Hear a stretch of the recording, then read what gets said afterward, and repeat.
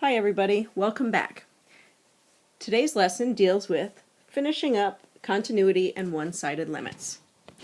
To start, we're going to jump straight into an example which asks us to graph our function f of x is equal to the piecewise function 1 minus 2x when x is less than 1 and x minus 3 when x is greater than or equal to 1.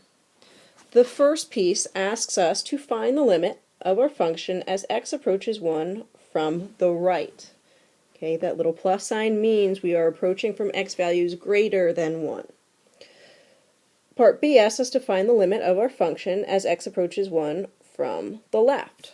So we're approaching from x values less than 1. And Part C asks us if the general limit f of x as x approaches 1 exists. Okay, which would mean that our left-hand limit and our right-hand limit would need to be the same. So take a minute, pause the video, and graph your piecewise function. Here's what your piecewise function should look like.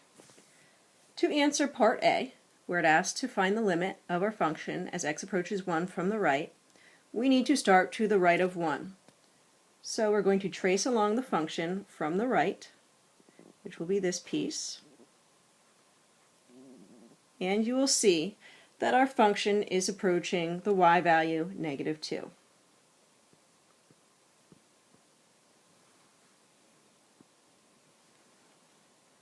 Let's check our left-hand limit. Part B asks us to find the limit of our function as x approaches 1 from the left.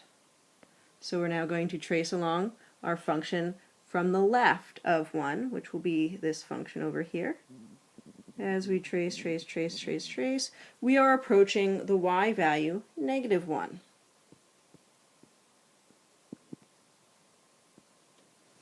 So you'll see that as we approach 1 from the right and as we approach 1 from the left, we're approaching two different y values, which would mean that our general limit of f of x as x approaches 1 does not exist.